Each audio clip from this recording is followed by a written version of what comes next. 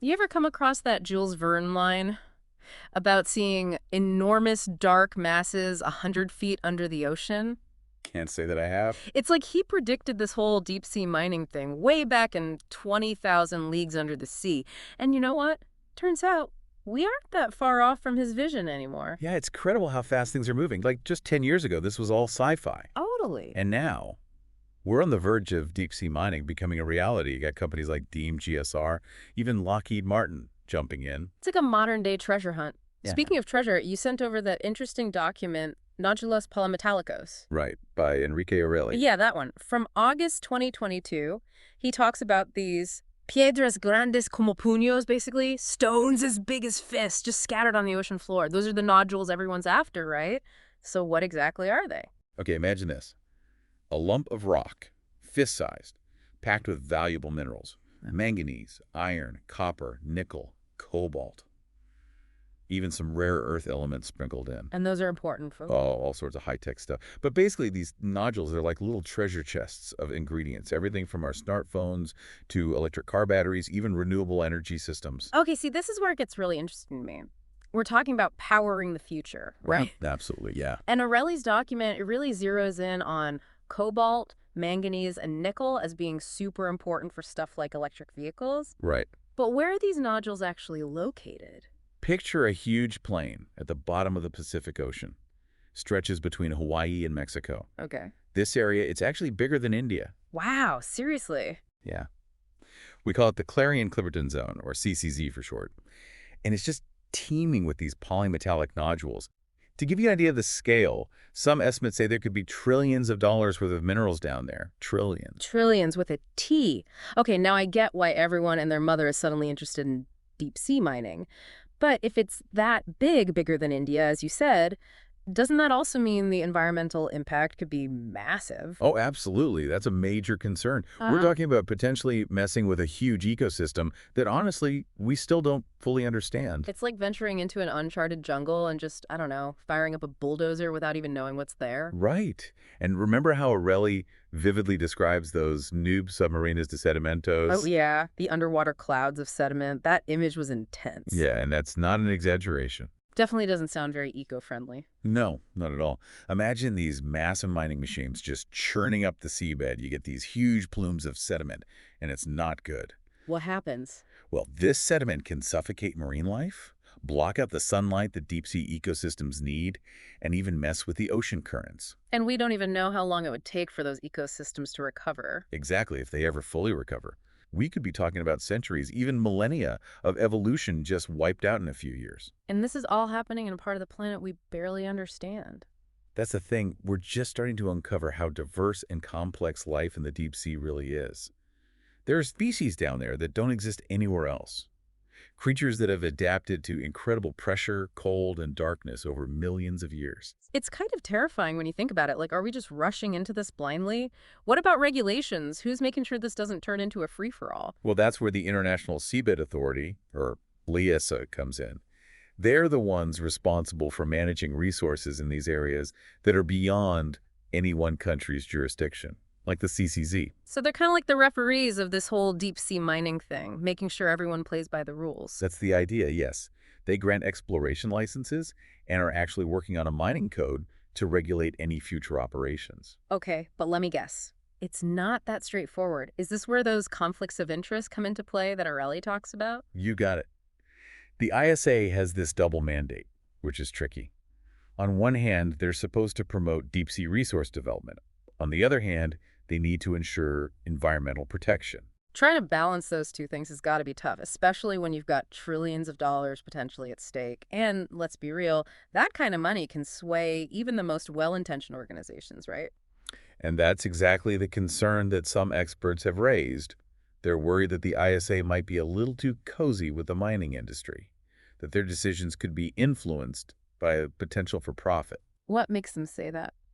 Well, for one thing, the ISA relies on funding from these mining companies for some of its operations. So, it raises questions about their independence and how objective they can really be. So we're not just talking about the science and the environmental impact anymore. It's also about politics, money, maybe even a bit of a power struggle. Exactly. And this is where Aureli's document gets really interesting. He points out the geopolitical factors involved. Specifically, he brings up UK Seabed Resources, a subsidiary of Lockheed Martin, operating in the CCZ. Hold on, Lockheed Martin. Yeah. The defense contractor, what are they doing involved in this? Well, they're one of several companies, along with Deem GSR, that have been granted exploration licenses by the ISA. They're pouring a ton of money into developing tech to extract these nodules. Oh, I'm officially intrigued. What kind of complications are we talking about here? Well, remember those rare earth elements we mentioned earlier, the ones that are super valuable? Yeah. Well, they're not just for phones and laptops. Turns out they're also crucial for a lot of military tech. Missile guidance systems, radar, lasers, you name it. So if deep sea mining really takes off and we're pulling out all these rare earth elements, It could become a strategic resource. and countries might start competing for control of these underwater mines. It's not out of the realm of possibility. It's not just about corporate profits anymore. We're talking national security, resource competition, and yeah, potentially even conflict. Wow, the stakes just keep getting higher. But let's take a step back for a second. We've talked about the possible rewards, the risks to the environment, and all the geopolitical maneuvering. But what about the technology itself? What makes it even possible to think about mining at these crazy depths? Oh, that's a great question. I mean, we're talking about operating in one of the harshest environments imaginable, thousands of meters below the surface. Insane pressure, freezing temperatures, constant darkness. Yeah, it's hard to even wrap my head around that. It's like something out of a movie. What kind of tech are we talking about here? Imagine remotely operated vehicles, ROVs. Basically, underwater robots with cameras, sensors, manipulator arms. Okay, so no sending human divers down there. No way. Way too dangerous at those depths. These ROVs, they're our eyes and ears down there.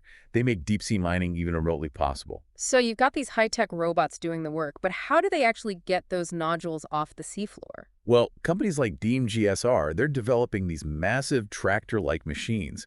They're lowered to the seabed on huge tethers, and then they basically crawl along, sucking up nodules and pumping them up to the surface through a riser system. That's incredible. It's straight out of Jules Verne. But even with all this advanced technology, you still have to wonder, at what cost? That is the million-dollar question, or I guess in this case, maybe the trillion-dollar question.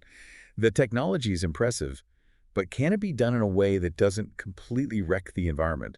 We're still not sure. So it always comes back to that central question.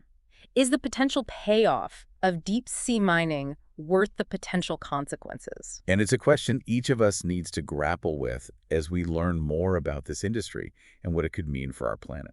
It feels like we're standing on the edge of something huge here.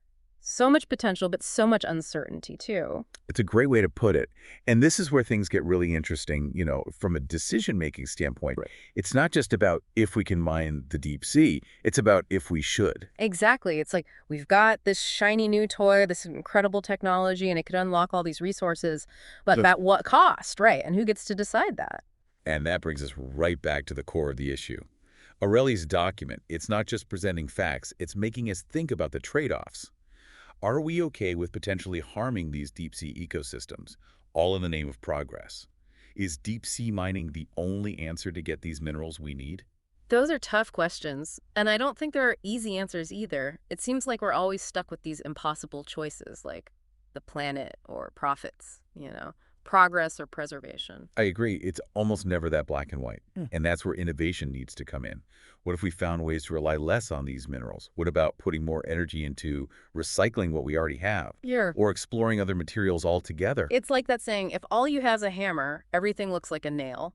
Deep sea mining might be a tool, but it shouldn't be the only one in the toolbox. Exactly. And maybe the biggest takeaway here is how important it is for people to be informed and engaged.